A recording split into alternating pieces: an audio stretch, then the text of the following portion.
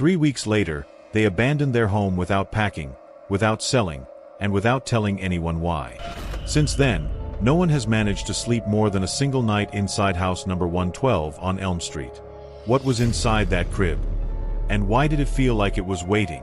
If you believe objects can carry echoes of the past, hit the like button and subscribe, because what you're about to hear was documented by real people, and to this day, no one has been able to explain it. Now, let's go back to the winter of 1987. A Simple Move, a White House, and a family who still believed silence could protect them. January 11th, 1987. The temperature in Horicon, Wisconsin had plummeted to -15 degrees.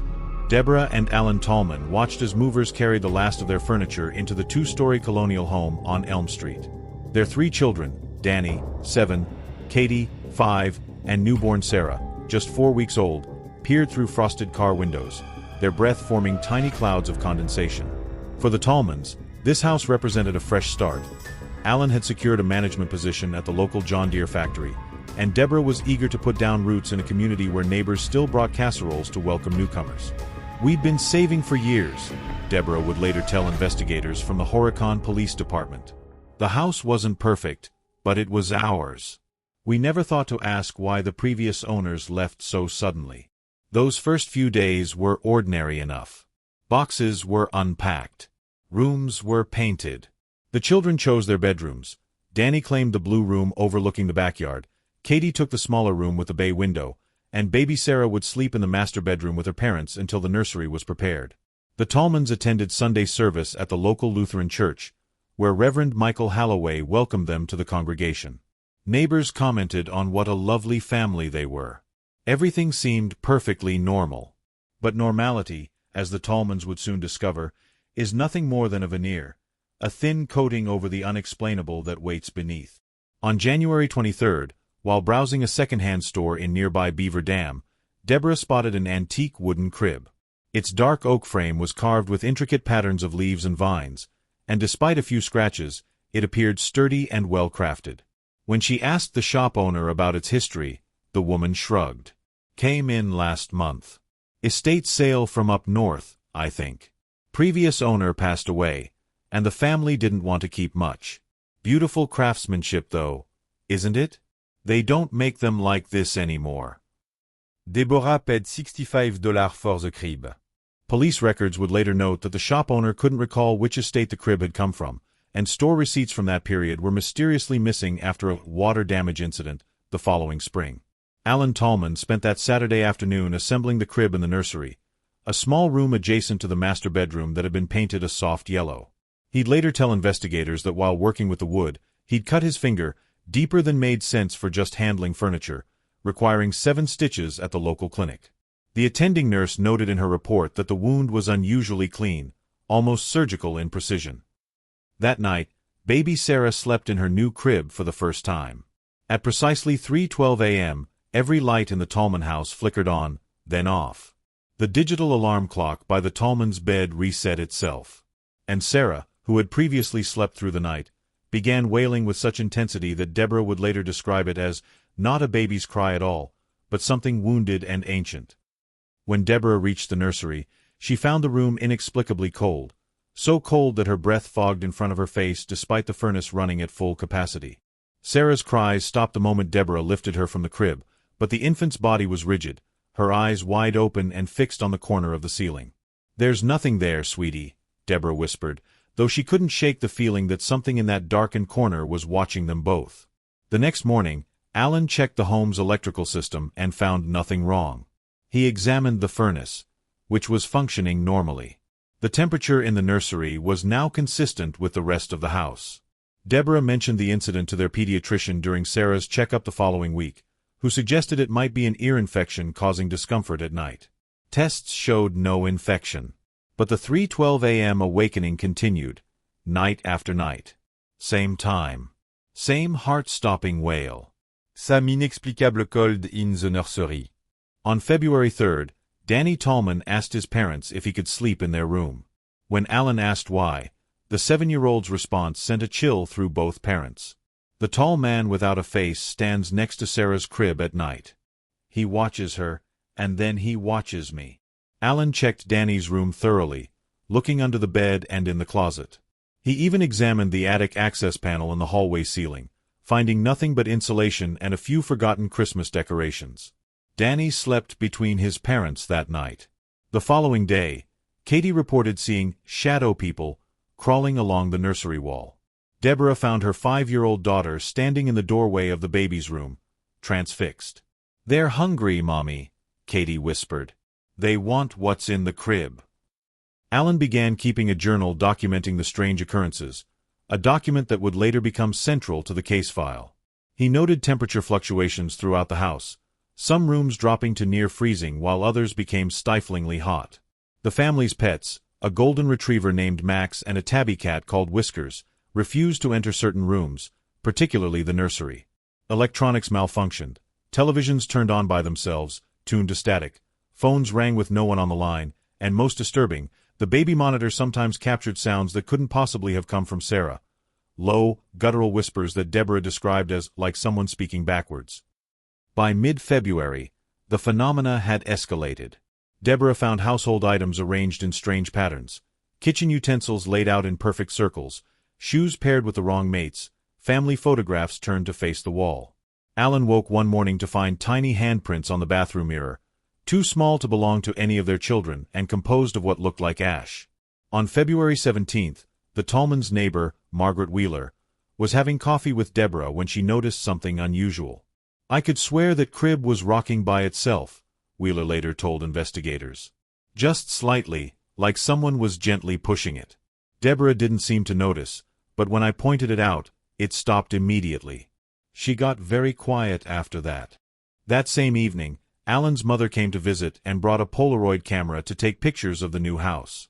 When the photos developed, 3 of them showed the same anomaly, a dark, hooded figure standing in the background. In one image, taken of the children playing in the living room, the figure appeared to be leaning over the back of the sofa, inches from Danny's head.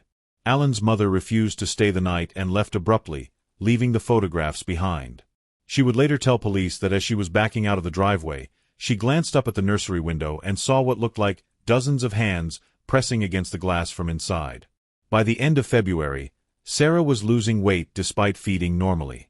Danny had developed night terrors and would sleepwalk to the nursery, where Deborah or Alan would find him standing beside the crib, sometimes talking to someone who wasn't there. Katie began drawing disturbing pictures at school, dark figures surrounding a crib with what her teacher described as a too small body with a too large head inside it. The Tallmans sought help from their family doctor, who suggested environmental testing for the house. Alan hired a company to check for carbon monoxide, radon, and other potential toxins. The tests came back negative. A local electrician found nothing wrong with the home's wiring that could explain the power fluctuations. On March 5th, Alan set up a video camera in the nursery while the family went out for dinner. The footage, which would later disappear from police evidence storage, reportedly showed the crib rocking violently for nearly 10 minutes before the camera's battery drained completely, despite having been fully charged before recording began. That night, at 3:12 a.m., the Tallmans were awakened not by Sarah's cries, but by an overwhelming smell of decay in their bedroom. Alan described it as like something had died inside the walls. The odor was strongest in the nursery, where they found Sarah awake but silent, her tiny fingers gripping the crib rails as she stared at the ceiling. When Alan approached the crib, he felt what he would later describe as a hand, ice-cold and impossibly large, grip his shoulder from behind. When he turned, nothing was there, but the bedroom door, which had been open, slowly closed on its own. It was the next day that Deborah noticed the words carved into the underside of the crib's mattress support. The lettering was crude but legible, "Still hungry." "I didn't tell Alan right away," Deborah confessed in her only interview about the events, given to a local newspaper reporter 3 years later. "I thought I was losing my mind. I convinced myself that maybe Danny had done it, though how a 7-year-old could carve words into solid oak, I couldn't explain." Instead, she called Reverend Halloway from their church and asked if he would come bless their home. The Reverend arrived that afternoon, bringing holy water and a Bible. What happened during his visit would become the turning point in the Tallman family's ordeal. As Reverend Halloway stood in the nursery, preparing to begin the blessing, the room's temperature plummeted. His breath clouded before him as he opened his Bible. The moment he spoke the first words of the blessing, the crib began to shake. Sarah, who was being held by Deborah in the doorway, began to wail, that same unnatural cry that had haunted the nights for weeks. According to both Deborah and Alan's accounts, the Reverend suddenly staggered backward, clutching his chest. His face drained of color, and blood began streaming from his nose. He dropped the Bible, which fell open to the book of Revelation, pages flipping rapidly as though caught in a wind, though the air in the room was completely still. "Not a baby," Reverend Halloway gasped, pointing at the crib with a trembling hand. "What waited in there? It was never a baby." Then he collapsed. Paramedics would later attribute his condition to a minor stroke, though Reverend Halloway would never again speak about what he saw in the Tallman nursery. He took a leave of absence from the church the following week and eventually relocated to Arizona, where he lived in seclusion until his death in 2011. As Chapter 1 of our story concludes, the Tallman family stood at a precipice. The blessing meant to bring peace had instead confirmed their worst fears. Something unnatural had entered their home, focused on the antique crib that now seemed to pulse with malevolent energy. And as night fell on March 6, 1987, none of them suspected how much worse things were about to become. The night after Reverend Halloway's collapse, the Tallmans made a decision that, in retrospect, may have accelerated the horror consuming their home. Alan moved the crib from the nursery into the basement, hoping to distance whatever malevolent presence it contained from his children. Local paranormal researchers would later theorize this act might have been interpreted as an attempt to imprison the entity, triggering a violent response. "We thought we were being rational," Alan would later tell Dr. Richard Thornton, a parapsychologist who investigated the case in 1990. "If something was wrong with the crib, we'd get rid of it. But we didn't want to pass the problem to someone else by donating it, and it seemed wrong to just leave it on the curb where another family might take it home." That night, the temperature throughout the entire house plummeted to near freezing, despite the furnace running continuously. The family huddled in the master bedroom, all 3 children in bed with their parents. None of them slept.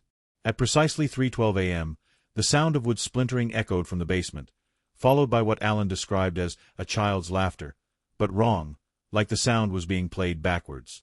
When morning came, Allen ventured into the basement alone. What he found defied explanation. The crib, which he had left disassembled in pieces, had been reconstructed. Not only that, it had been moved to the center of the room and contained a crude nest made from shredded newspaper, insulation from the walls, and what appeared to be animal fur. Most disturbing of all, a doll belonging to Katie, one that had been in her bedroom the night before, was positioned in the center of this nest, its plastic face partially melted as though exposed to intense heat. Alan immediately carried the crib outside and attempted to burn it in the backyard. Neighbors reported seeing black smoke that moved against the wind, rising from the Tallman property that morning. Despite dousing the wood in gasoline, Alan found the crib remarkably resistant to the flames. Only after nearly an hour did the wood finally catch fire, burning with an unusual purple-tinged flame that several witnesses described as hypnotic. That should have been the end of it. But the Tallmans' ordeal was only beginning. The following morning, March 8th, Katie screamed from her bedroom. When Deborah rushed in, she found her daughter pointing at the window. There, arranged on the outside sill, were the charred remnants of what appeared to be crib spindles, carefully positioned to form a crude stick figure. When Alan examined the burn pile from the previous day, he confirmed with mounting horror that pieces of the crib were indeed missing. This marked the beginning of what the family would later call the invasion. Over the next 72 hours, fragments of the crib began appearing throughout the house. A scorched piece of wood in the refrigerator, another under Danny's pillow, splinters arranged in complex patterns on the bathroom floor. Each piece, despite having been burned, showed no reduction in size or structural integrity. On March 10th, the family cat, Whiskers, disappeared. The Tallmans searched the neighborhood, putting up signs and asking neighbors if they'd seen the tabby. 2 days later, Danny found the animal's collar in the living room, though the doors and windows had remained closed. The collar was wrapped around a small, perfectly carved wooden figure that resembled a crib. The children began to exhibit increasingly disturbing behavior. Katie would stand motionless for hours, staring at empty corners of rooms. When questioned, she would simply say, "I'm listening to the baby." Danny developed a stutter and refused to enter any room alone. Most concerning, infant Sarah began hitting developmental milestones at an accelerated rate, lifting her head, rolling over, and even attempting to crawl weeks before such abilities should have been possible. Her eyes changed, Deborah confided to her sister in a phone call that was later transcribed for investigators. They weren't baby eyes anymore. Sometimes when I looked at her, especially at night, they seemed older, like something ancient was looking back at me. By mid-March, the phenomena had escalated beyond subtle manifestations. Furniture would rearrange itself when the family left a room, sometimes forming elaborate towers that defied the laws of physics. Faucets ran with water that alternated between scalding hot and freezing cold within seconds. Most disturbing were the voices, whispers that seemed to emanate from the walls themselves, often in languages the Tallmans couldn't identify. Alan, desperate for answers, contacted Professor Martin Keller at the University of Wisconsin's Department of Anthropology. After hearing Alan's description of the symbols that had begun appearing scratched into the walls, symbols that resembled but didn't exactly match ancient pictographs, Keller agreed to visit the house. What happened during that visit on March 15th would later become a point of contention. According to Alan, Professor Keller identified some of the markings as resembling pre-Columbian death rituals. The professor allegedly connected the symbols to a particular indigenous belief in hungry spirits that could attach themselves to objects associated with infant death. However, when contacted by investigators in 1989, Professor Keller denied ever visiting the Tallman house and claimed no knowledge of the family. University records confirmed his employment but showed he had taken an unexpected sabbatical beginning March 16, 1987, the day after his alleged visit. Attempts to locate him after his retirement in 1992 were unsuccessful. What is documented, however, is the recording Alan made on the evening of March 17. Using a portable cassette recorder, he attempted to capture the sounds that had been emanating from the walls. The resulting audio, which was later analyzed by audio forensic experts at Michigan State University, contained what they described as non-random acoustic anomalies inconsistent with both environmental sounds and recording artifacts. In layman's terms, voices that shouldn't have been there. The most chilling segment, which occurs approximately 14 minutes into the recording, contains what sounds like a woman humming a lullaby, followed by a whispered phrase that audio analysts transcribed as, "They always bring them back to me." The small ones. The unfinished ones. This was followed by the distinct sound of a crib mobile turning, though no such mobile existed in the house at the time. On March 20th, the Tallmans awoke to find every mirror in the house had cracked in identical patterns, fractures that radiated outward from the center like a web. More disturbing, each mirror, when viewed from certain angles, appeared to reflect not the room it was in, but what looked like the interior of a crude wooden structure. One investigator would later compare it to looking into a primitive crib from the inside. That same day, Deborah discovered a journal hidden between the mattress and box spring of their bed. The leather-bound book, which none of the family claimed to have seen before, contained hundreds of pages filled with the same phrase written over and over in what forensic handwriting analysts would later confirm was Deborah's own handwriting. "It wasn't a baby, it wasn't a baby, it wasn't a baby." Deborah had no recollection of writing in the journal. The final breaking point came on the night of March 23rd. At the now familiar time of 3:12 a.m., the Tallmans were awakened by a sound that Alan described as wood creaking under weight, like someone rocking in a chair. The sound came from Sarah's room, where, impossibly, the burned crib had reappeared, fully reconstructed. Inside the crib lay not baby Sarah, who was safely in bed with her parents, but what appeared to be a small, humanoid figure composed entirely of the ashes and charred wood from the burning attempt.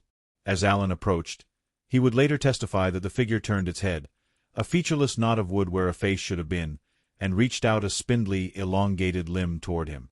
What happened next is subject to conjecture, as the Tallman family's accounts sometimes conflict on specific details. What is certain is that they fled the house immediately, driving through the night with only the clothes they were wearing. They checked into a motel in Madison, where they contacted both the police and their insurance company the following morning. Officer James Holloway of the Horicon Police Department was dispatched to perform a welfare check at the Tallman residence on March 24th. His official report, filed later that day, notes several unusual conditions in the home, including extreme temperature variations between rooms, unexplained damage to interior walls, and a pervasive odor similar to decayed organic material. Most significantly, Officer Holloway reported finding a child's crib in the master bedroom, not the nursery, that appeared to have been burned and then reconstructed. Inside the crib, he noted finding a substance resembling ash formed into a shape approximately 24 inches in length. When he returned with a forensic photographer 1 hour later, both the crib and the ash formation were gone. The Tallmans never returned to the house.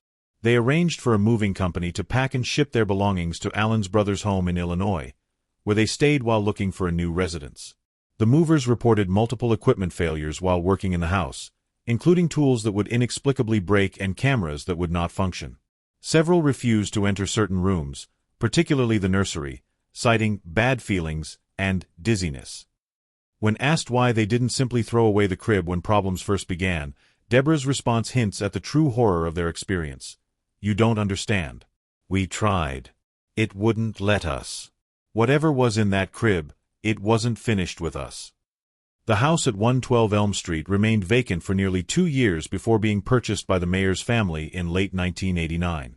They lasted less than a month before abandoning the property, citing health concerns and structural issues. 4 subsequent owners would come and go over the next decade, none staying longer than 6 months. Local real estate records show the property sold for progressively lower amounts with each transaction, despite the rising housing market in the area. In 1994, a paranormal investigation team led by Dr. Richard Thornton conducted the first formal research study of the house. Using then state-of-the-art equipment, they documented temperature anomalies, electromagnetic fluctuations, and unexplained audio phenomena throughout the residence. Most significant was their discovery in the basement, a small room hidden behind a recently constructed false wall, containing dozens of small wooden objects, each carved to resemble a miniature crib. The objects were arranged in a perfect circle around a pile of ash. Laboratory analysis would later confirm the ash contained traces of human bone, estimated to be over 150 years old. The first official investigation of the Tallman house began on April 2, 1987, when the insurance company dispatched structural engineer Howard Brenner to assess the property.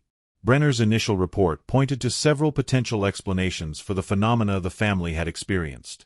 The house was built in 1891, Brenner noted in his assessment. Properties of this age commonly have settling issues, which can cause creaking sounds, especially at night when temperature changes cause wood to expand and contract. The uneven floors and slight tilt of door frames suggest the foundation has shifted over time. Brenner's theory addressed some of the auditory phenomena, the creaking and groaning the Tallmans had reported, but failed to account for more extreme manifestations such as the rearranged furniture or the reappearing crib parts. Nevertheless, his report became the official position of both the insurance company and local authorities. The Tallmans had experienced nothing more than an old house settling, combined with an overactive imagination. When pressed about the burned crib reconstructing itself, Police Chief Walter Gunderson told the Horicon reporter, "We have no evidence such an incident occurred." Officer Holloway's report mentions seeing a crib, but there's no photographic documentation, and the object was not present during subsequent visits to the property. This dismissal of the Tallmans' experience might have been the end of the story, were it not for the accounts of neighbors who had witnessed strange occurrences at the house. Margaret Wheeler, whose kitchen window faced the Tallmans' nursery, reported seeing lights moving within the room, like someone carrying a lantern, late at night, weeks after the family had fled. Robert Keller, who lived across the street, described watching all the windows on the second floor frost over simultaneously on a relatively warm April evening. These testimonies prompted a second investigation, this time focusing on potential environmental causes. Dr. Elena Vasquez, an environmental toxicologist from the Wisconsin Department of Health Services, conducted air and material sampling throughout the house on April 17, 1987. "My initial hypothesis centered on carbon monoxide poisoning," Dr. Vasquez explained in her report. Low levels of carbon monoxide exposure can cause hallucinations, paranoia, and impaired cognitive function, symptoms consistent with what the Tallman family described. Indeed, testing revealed elevated levels of carbon monoxide in the basement, traced to a malfunctioning furnace. This discovery seemed to provide a neat explanation for at least some of the family's experiences.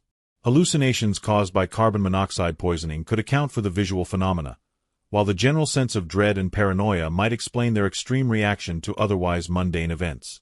However, Dr. Vasquez's report contained a troubling admission. While carbon monoxide levels in the basement exceeded safety standards, the concentrations in the living areas and bedrooms were within normal parameters. Furthermore, blood tests performed on the Tallman family 2 days after their departure from the house showed no evidence of carbon monoxide poisoning. The carbon monoxide theory also failed to explain the physical evidence. The rearranged furniture, the mysteriously appearing crib parts, and the recordings Alan Tallman had made of voices within the walls. Still, for those desperate to explain away the haunting, the environmental contamination theory offered at least partial comfort. A third investigation approached the case from a psychological perspective. Dr. Lawrence Merrick, a clinical psychologist specializing in family dynamics, interviewed the Tallmans in May 1987. His assessment suggested a phenomenon known as folie à famille, a shared delusional disorder that can affect multiple family members simultaneously. The Tallman case presents classic elements of shared psychosis, Dr. Merrick wrote. The stressors were significant: a new baby, a recent move, financial pressure from the home purchase, and Alan's new job. Under such conditions, one family member's anxiety can manifest as perceived supernatural events, which are then unconsciously validated and elaborated upon by other family members. Dr. Merrick pointed to the children's reports of shadowy figures and Danny's claim about the man without a face as evidence of suggestion and reinforcement within the family unit. He hypothesized that Deborah, suffering from postpartum depression, may have been the primary source of the delusion, with her anxieties about motherhood manifesting as perceived threats to her infant. This theory gained traction in academic circles, even becoming a case study in a 1989 textbook on family psychology. However, it too had significant limitations.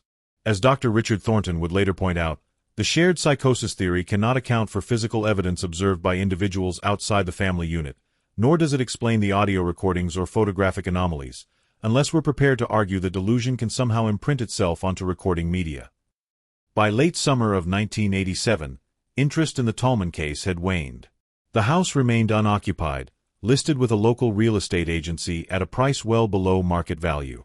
Occasional trespassers reported strange experiences: cold spots, disembodied whispers, objects moving on their own, but these accounts were generally dismissed as the power of suggestion combined with teenage mischief. Then came the Hoffman incident. On September 14, 1987, real estate agent Susan Hoffman was showing the property to a potential buyer when she entered the nursery, which had been emptied of all furniture, and reportedly found a crude wooden crib in the center of the room.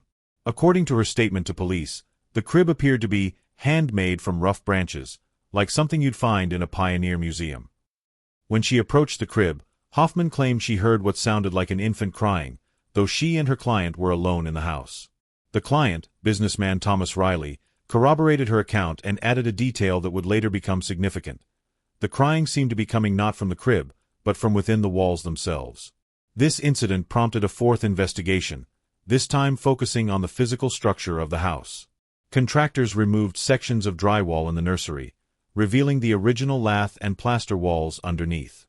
Between the studs, they discovered a small space containing several artifacts: a child's shoe, estimated to date from the early 1900s, 3 tarnished coins dated 1879, and most disturbing, a small bundle of cloth containing what appeared to be human hair and teeth. Historical researcher Emily Winters of the Wisconsin Historical Society identified these items as consistent with concealment objects, items deliberately hidden within the structure of a building during construction or renovation as protective charms. This practice was relatively common in the 19th century, particularly among immigrants from Eastern Europe, Winters explained. Shoes, especially children's shoes, were thought to trap evil spirits. The human remains, if that's indeed what they are, suggest a more concerning intent, possibly connected to folk magical practices meant to bind a spirit to a location. Laboratory analysis confirmed the hair and teeth were human, belonging to a child approximately 3 to 5 years old. However, due to the age and condition of the samples, no further identification was possible. Attempts to trace the history of the house's occupants revealed a curious pattern. Since its construction in 1891, no family had lived in the residence for more than 4 years consecutively. Most concerning, records indicated that between 1892 and 1986, 7 infants had died within the house, an unusually high number even by 19th century standards. The discovery of these concealment objects led to yet another theory, that the Tallman haunting was connected not to the crib itself, but to the house's dark history. Perhaps the crib had merely served as a trigger or focus for entities already present in the home. This theory gained support from an unexpected quarter, parapsychologist Dr. Eleanor Whitman, who conducted a series of experiments in the house in December 1987. Using equipment designed to detect electromagnetic fluctuations and temperature variations, Dr. Whitman documented what she termed persistent anomalous energy signatures throughout the residence, with the strongest readings centered on the nursery. What we're observing suggests a type of residual haunting, Dr. Whitman theorized. Traumatic events, particularly those involving intense emotion or violent death, can imprint themselves on an environment. The crib may have acted as a catalyst, activating dormant energy patterns within the house. To test this hypothesis, Dr. Whitman brought various antique items into the residence, including a rocking chair, a mirror, and significantly, another crib from the same historical period as the Tallman crib. None of these objects triggered the same level of activity as recorded during the Tallman occupancy, leading Dr. Whitman to conclude that there was indeed something unique about the specific crib the family had purchased.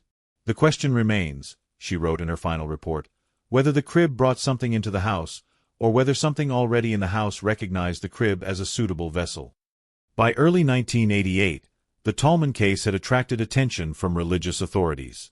Father Thomas Malone, an Episcopalian priest with training in deliverance ministry, visited the property at the request of the diocese. His assessment was blunt and disturbing. "This is not a case of residual haunting or psychological projection," Father Malone stated. "The patterns of manifestation, the targeting of an infant, and the symbolic desecration of objects all point to a non-human entity with deliberate malevolence. In theological terms, we would classify this as demonic infestation, possibly progressing toward possession had the family remained." Father Malone performed a blessing of the house, focusing particularly on the nursery.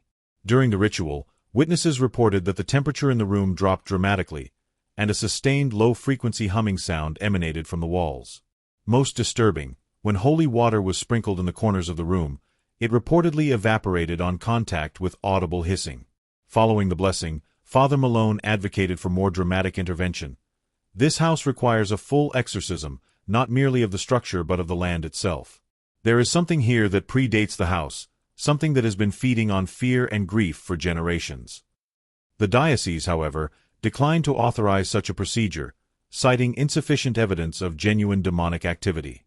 Instead, they recommended the property be deconsecrated and converted to non-residential use, advice the property owners ignored in favor of simply lowering the asking price once again. By mid-1988, a new theory emerged that attempted to reconcile the various psychological, environmental, and paranormal explanations. Dr. Michael Reidinger, a neuropsychiatrist specializing in sensory processing disorders, proposed that certain structures can create what he termed architectural psychosis, a condition where the physical properties of a building interact with human perception in ways that induce hallucination-like experiences. "The Tallman house has several features that could contribute to this phenomenon," Dr. Reidinger explained. "Its orientation creates unusual light patterns throughout the day. The slightly asymmetrical layout can trigger spatial disorientation. Most significantly, the plumbing and ventilation systems produce infrasound, low-frequency sound waves below the threshold of human hearing that can cause anxiety, disorientation, and visual disturbances." Testing confirmed the presence of infrasound within the structure, particularly when the heating system was active. This discovery seemed to explain some of the family's experiences: the general sense of dread, the visual phenomena, even potentially the auditory hallucinations. Combined with the carbon monoxide leakage and the psychological stressors the family was experiencing, Dr. Reidinger's theory offered the most comprehensive, rational explanation yet proposed. And yet, it still failed to account for specific elements of the case. The reconfigured crib, the photographs showing a hooded figure, the recorded voices that audio experts confirmed were not produced by any known household system. Most damning to the architectural psychosis theory was a controlled experiment conducted in early 1989. 5 volunteers with no knowledge of the house's history agreed to spend a night in the residence, monitored by researchers from the University of Wisconsin's Department of Psychology. 4 of the 5 reported experiencing unusual phenomena, with 3 independently describing the same terrifying encounter, waking to find what they described as a woman in old-fashioned clothes standing beside their bed, attempting to lead them to the nursery. The experiment was terminated after the second night when one volunteer, graduate student Melissa Chen, was found unconscious in the nursery, suffering from hypothermia despite the house being heated to 72 degrees. Upon regaining consciousness, Chen had no memory of leaving her assigned bedroom but displayed 3 long scratches on her back that medical examiners could not attribute to any environmental cause within the house. By 1990, the Tallman case had defied every rational explanation put forth by experts across multiple disciplines. The property was eventually purchased by a development company that demolished the structure, intending to build a small apartment complex on the site. Construction was abandoned after multiple accidents, including the unexplained death of a foreman who fell from the 2nd floor, in the exact location where the Tallman nursery had been. Today, the lot at 112 Elm Street remains vacant, overgrown with weeds and surrounded by a chain-link fence bearing "No Trespassing" signs. Local residents avoid the property, especially after dark. Parents in Horicon still warn their children to stay away from the baby stealer's land. As for the Tallman family, they eventually settled in Arizona, legally changing their surname and declining all interview requests after 1990. In their final public statement, Alan Tallman offered perhaps the most chilling assessment of their experience. "We wanted rational explanations. We needed them to sleep at night. But when you've seen what we've seen, when you've heard your baby cry with a voice that isn't hers, you understand there are things in this world that defy explanation." Following the inconclusive investigations of the Tallman case, the vacant house at 112 Elm Street developed a notorious reputation in Horicon. Local teenagers dared each other to spend nights on the property, though few made it past the front porch. Despite the diocese's reluctance to classify the phenomena as demonic, Father Thomas Malone remained convinced that conventional explanations were insufficient.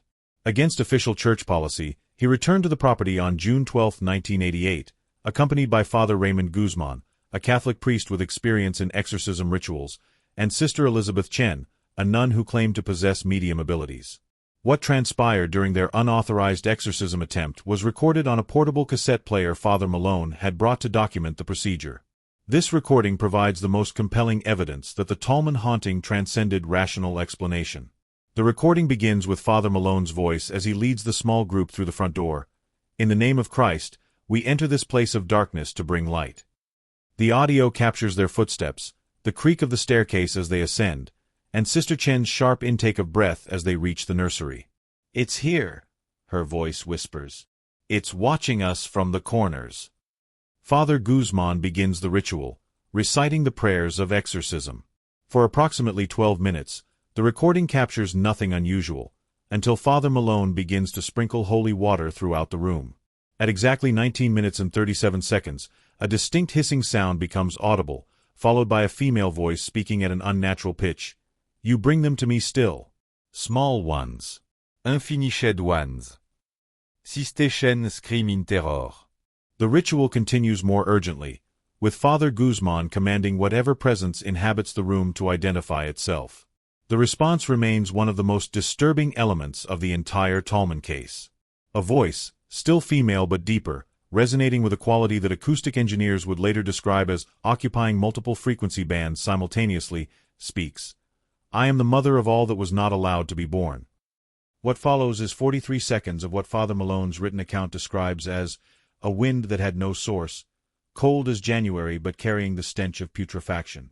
The recording captures objects being thrown against walls, glass breaking, and Father Guzman continuing the ritual despite obvious distress. At 23 minutes and 12 seconds, Sister Chen begins speaking in 17th century Welsh, a language she had no knowledge of. Her voice, altered beyond recognition, recounts the death of an infant during a difficult birth, describing how the child was denied proper burial because it had not lived long enough to be baptized. "They put us in the walls," the voice says. "They put us in the cradles empty. They feed us grief and we grow strong." Father Malone asks, "What do you want with the children of this house?" The response is chilling: completion. The recording captures a series of loud concussive sounds that structural engineers would later confirm could not have been produced by any settling of the house. Father Guzman's prayers become more urgent, competing with a rising cacophony. Wood splintering, multiple voices wailing, and underneath it all, the distinct creaking of a rocking cradle. Father Malone's voice cut through. "The corner, something is forming in the corner."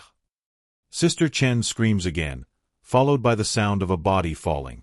Father Guzman calls her name with increasing alarm. The next 90 seconds capture what sounds like a struggle, punctuated by Father Malone's attempts to continue the ritual. At 27 minutes and 46 seconds, Father Malone's voice changes abruptly, dropping to a register significantly lower than his natural speaking voice. "She is mine now," he says, "as the other mothers were mine.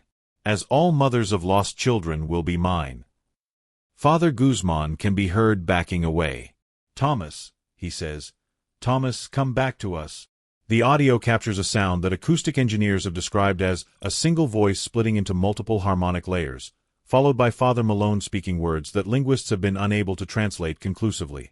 The recording abruptly ends at 31 minutes and 22 seconds. According to Father Guzman's written statement, what the audio failed to capture was equally disturbing. The room became impossibly cold. Frost formed on the walls. Father Malone stood motionless, but his shadow appeared to show a different figure entirely. Taller, misshapen, with what looked like branches extending from the head. Sister Chen lay unconscious, her body contorted unnaturally. And in the corner where the crib had once stood, a dark mass was taking shape, something that seemed to absorb rather than reflect light. Father Guzman dragged the unconscious Sister Chen from the room while continuing to recite prayers. Father Malone followed with a shuffling gait, his eyes, completely black, like polished obsidian. Once outside, Father Malone collapsed, experiencing what appeared to be a seizure. When he regained consciousness, he had no memory of the events inside. Sister Chen remained unconscious for 27 hours. Upon waking, she immediately requested paper and drew dozens of sketches depicting the same crib from different angles, each drawing progressively more distorted, as if the wood were transforming into something organic. She spoke no intelligible language for 3 days. When she finally began speaking again, her first words were, "It wasn't a baby. It was never a baby." Medical examinations revealed inexplicable physical changes in both Father Malone and Sister Chen. Father Malone's body temperature remained consistently 3 degrees below normal for weeks, while Sister Chen exhibited scarring on her vocal cords that specialists described as consistent with extreme thermal damage, despite no signs of external burning. Most disturbing were the identical marks found on both, a pattern resembling a partial handprint at the base of their spines, with elongated fingers that wrapped partially around their sides. These marks appeared to be subcutaneous bruising that somehow originated from within the body rather than from external pressure. The Catholic Church immediately distanced itself from the unauthorized exorcism. Father Guzman was reassigned to a monastery with instructions not to discuss the incident. Father Malone eventually left the priesthood entirely. Sister Chen returned to Taiwan, where she reportedly lived in seclusion until her death in 2011. Before leaving the church, Father Malone provided a final statement.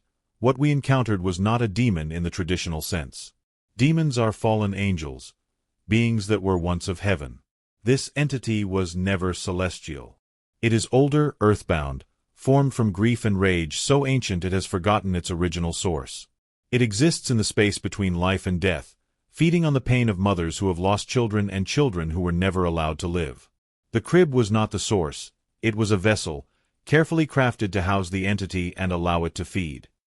In October 1988, John and Maria Delaney purchased the house, dismissing the rumors as small-town superstition. They moved in with their 2-year-old son, Michael, and Maria's elderly mother, Carmen.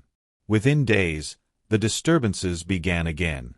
The Delaneys reported cold spots, electrical malfunctions, and unsettling sounds, particularly in Michael's room, which had once been the Tallman nursery. Carmen repeatedly said she saw La Madre Hambrienta, the hungry mother, standing beside Michael's bed. On October 17th, the Delaneys awoke to find Michael's room empty. A frantic search led Maria to the basement, where she found her son arranging splinters of wood in a circular pattern. When asked what he was doing, the child replied, "Making a new bed for the lady's baby." The wood splinters appeared to be fragments of an antique crib, wood that had not been present when they moved in. That same night, Carmen suffered a massive stroke. As paramedics carried her from the house, she regained consciousness momentarily and uttered her final words, "No era un baby." It wasn't a baby. The Delaneys left the following day, abandoning most possessions. Between 1988 and 1993, the house changed ownership 4 more times, with similar reports from each family.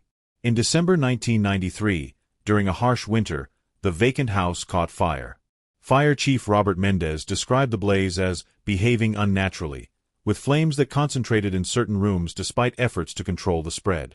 As the fire reached the second floor, multiple firefighters reported hearing an infant crying from within the nursery, a room they had confirmed was empty.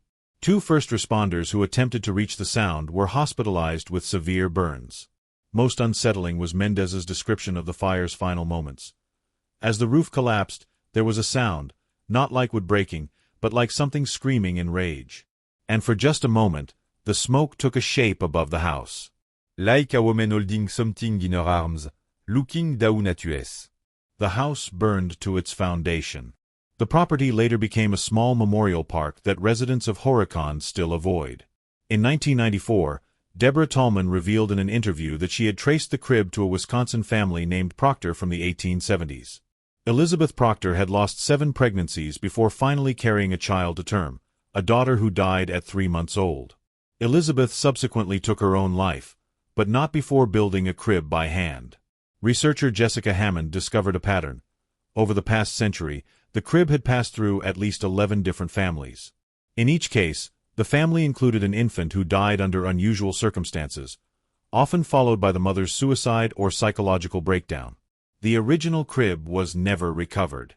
After the house fire in 1993, local children reported finding pieces of charred wood that, when assembled, formed small, crude cradles. Dr. Richard Thornton proposed what he called a genealogy of haunting, the theory that certain traumatic events can create entities that exist independently of the people who experience them, feeding on similar traumas across generations. What haunted the Tallman family wasn't simply a ghost or demon, Thornton wrote.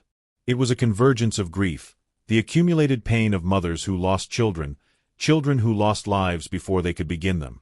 The crib wasn't just a vessel, it was a focus, a point where all these threads of suffering could be woven together into something that became conscious, hungry, and increasingly powerful with each new tragedy it absorbed. To this day, residents avoid the site where the house once stood.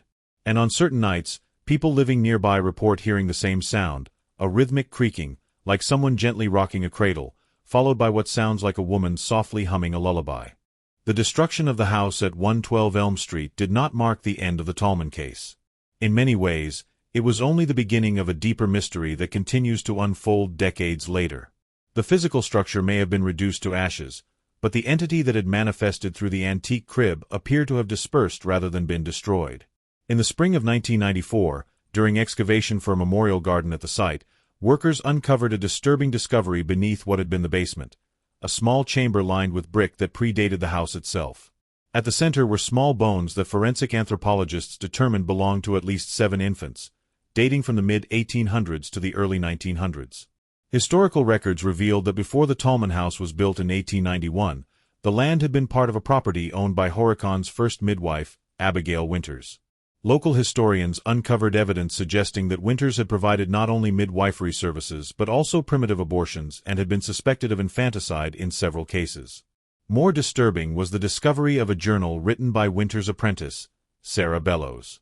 The journal described Winters' belief in a pre-Christian fertility entity she called the Mother Who Waits, to whom she made offerings of infant remains to ensure future births would be successful. According to Bellows' account, Winters crafted a special cradle from the oldest tree in the forest, which has drunk the blood of generations, to serve as a vessel for this entity.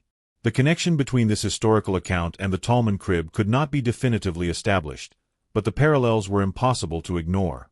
Particularly telling was Bellows' description of the cradle's design, which included vines and leaves carved in spiral patterns around the posts, matching Alan Tallman's description of the antique crib they had purchased.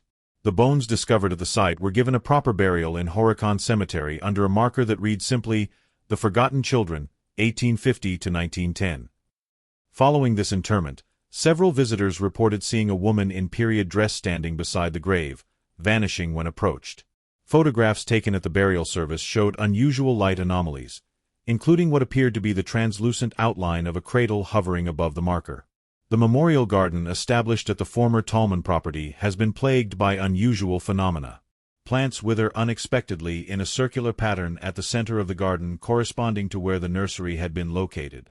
Wildlife avoids the space, birds will not land within its boundaries, and insects fall silent when crossing its perimeter. Most notably, mothers with infants who accidentally wander into the garden report an overwhelming sense of being watched, and many describe their babies suddenly becoming distressed or reaching toward empty air as if seeing something the adults cannot perceive. In 1997, the garden's caretaker installed a small bench at the site.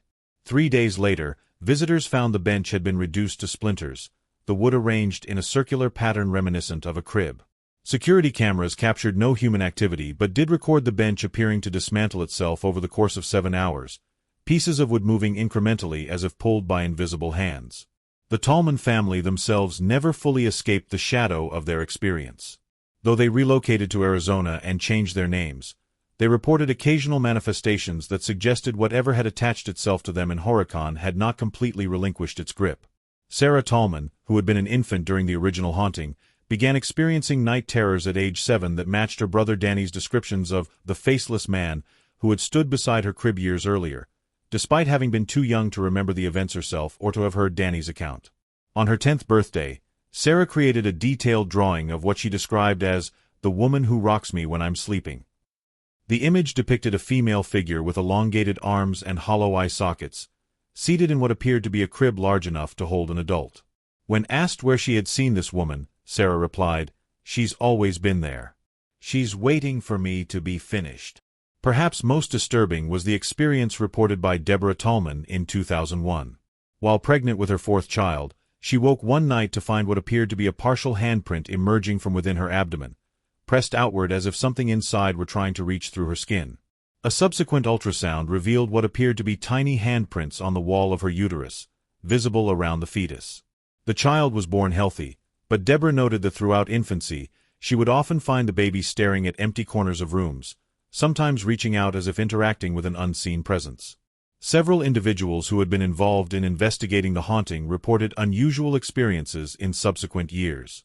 Dr. Richard Thornton, who had conducted the most comprehensive study of the case, found himself drawn to similar investigations throughout the Midwest. In each instance, he documented what he called echo hauntings, phenomena centered around antique cribs or children's furniture, particularly in homes where infant deaths had occurred. During his final investigation in 2007, Thornton captured a voice that audio analysts confirmed matched the frequency patterns of the entity recorded during the failed exorcism at the Tallman house. The voice spoke a single sentence. "You still bring them to me, Richard." Thornton died 3 months later of an unexpected brain aneurysm. At his autopsy, the medical examiner noted an unusual mark at the base of his spine, identical to those found on Father Malone and Sister Chen following their exorcism attempt. Officer James Holloway, who had documented the strange conditions in the abandoned Tallman house, became increasingly reclusive. Before his death in 2013, he confided that he had been haunted by the same recurring dream for 26 years, finding himself in a massive wooden structure that he gradually realized was an enormous crib, while a shadowy female figure peered down at him. Perhaps most significant was the experience of Jessica Hammond, the researcher who had traced the history of the crib to the Proctor family. During her investigation, Hammond collected wood samples from other antique cribs to compare with the splinters recovered from the Tallman property. In 2005, Hammond published a research paper describing sympathetic resonance between these samples. When placed in proximity to the Tallman splinters, the other wood samples exhibited measurable changes in temperature and electromagnetic properties. Most disturbing, markings resembling the carvings on the original Tallman crib began to spontaneously appear on previously unmarked samples.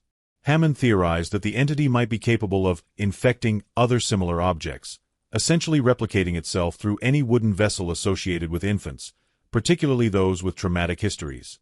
This theory gained credibility in 2010 when a family in Duluth, Minnesota reported phenomena identical to the Tallman haunting after purchasing an antique crib at an estate sale. Investigation revealed the crib had been crafted by the same furniture maker as one of Hammond's research samples. The family reported their infant daughter waking screaming at 3:12 a.m. nightly, the appearance of a faceless figure beside the crib, and wood splinters rearranging themselves into spiral patterns. Most alarming, they discovered the words, "Still hungry," carved into the underside of the crib, identical to what Deborah Tallman had found decades earlier. The Duluth family abandoned the crib and reported no further activity, but within months, 3 more cases emerged across Wisconsin and Minnesota, each involving antique cribs, each manifesting the same phenomena. By 2015, researchers had documented the Tallman cluster, 17 distinct but interconnected hauntings spanning 4 states, all exhibiting the same signature elements: 3:12 a.m. disturbances, manifestations of a female entity described as having hollow eyes, would that reconstituted itself when destroyed, and a fixation on infants and pregnant women. Most recent is the case of Emily Winters, a doctoral student researching the Tallman haunting. In 2022, while examining archives, Winters discovered a small wooden splinter that appeared to be a fragment of the original crib. Against advice, she handled the sample directly despite warnings about the potentially contagious nature of the entity. 3 weeks later, Winters, who was 6 months pregnant, reported waking to find her apartment rearranged, all furniture positioned in a circular pattern around her bed. In the center of her living room floor, small wooden splinters from various sources had been arranged to form a miniature crib. Audio recordings captured the distinct sound of a cradle rocking, followed by a woman's voice singing a lullaby in a dialect of Welsh consistent with 17th-century funeral dirges. Most disturbing was the ultrasound performed after Winters reported unusual movements in her womb. The image clearly showed what appeared to be a tiny handprint pressed against the inside of her uterine wall. Winters' case remains ongoing, monitored by researchers who have documented escalating phenomena consistent with the original Tallman haunting. Attempts to cleanse her apartment through religious rituals have proven ineffective. What began as a seemingly isolated haunting in a small Wisconsin town has evolved into something more complex, a spreading contagion of grief and hunger that continues to seek out new vessels, new families, and new children to complete whatever ancient need drives it. The entity appears to be neither ghost nor demon in the traditional sense, but something older and more primal, a collective consciousness born from centuries of maternal grief, infant death, and the shadowy practices of those who sought to control the boundaries between life and death. As Hammond wrote before her unexplained disappearance in 2017, what haunts the Tallman legacy isn't confined to a single location or object. It has become a self-perpetuating pattern, replicating through grief and fear, seeking completion through each new generation it touches. The hungry mother continues to rock her empty cradle, waiting for more children to fill it, and her hunger shows no sign of abating. The Tallman case remains one of the most thoroughly documented and yet inexplicable hauntings in American history. For the residents of Horicon, Wisconsin, the events of 1987 have faded into local legend.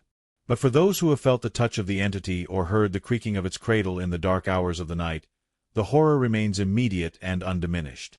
And somewhere, perhaps in an antique shop in a small Midwestern town, or tucked away in an attic waiting to be discovered, pieces of the original crib may still exist. Patient, hungry, waiting for the next family to bring them home and for the next child to complete what was started so many generations ago. The cradle rock. The modeur ouais. The ingé gros. What began as a simple purchase in a second-hand store became one of America's most disturbing paranormal cases, a story that continues to unfold even decades later. The Tallman family's experience with the cursed crib opened a window into something ancient and hungry that existed at the intersection of grief, loss, and maternal rage. Whether you view their ordeal through the lens of psychology, environmental factors, religious beliefs, or genuine supernatural phenomena, one thing remains undeniable. Something happened in that house on Elm Street that defies conventional explanation. The legacy of the Tallman case extend far beyond a single haunted house in Wisconsin. It raises profound questions about the nature of consciousness, about whether human emotion can imprint itself on physical objects, and about what might exist in the spaces between life and death. Perhaps most disturbing is the possibility that such entities aren't merely confined to specific locations or items, but can spread like a contagion, finding new hosts and new vessels through which to manifest their hunger. For those of us who study such cases, the Tallman haunting serves as a sobering reminder that there are forces in this world we have yet to fully understand. Patterns of energy, consciousness, or something else entirely that operate according to rules we have not yet discovered. The hungry mother who rocked her empty cradle in the Tallman nursery may be one such force, ancient and patient, waiting for new children to complete her. What do you think happened to the Tallman family? Was their experience the result of carbon monoxide poisoning and mass hysteria, or did they truly encounter something beyond conventional understanding? Have you ever experienced something in your own home that made you question what might be lurking in the spaces between the known and the unknown? If this documented case has resonated with you, please hit that subscribe button and notification bell to join us for more explorations into America's most disturbing paranormal incidents.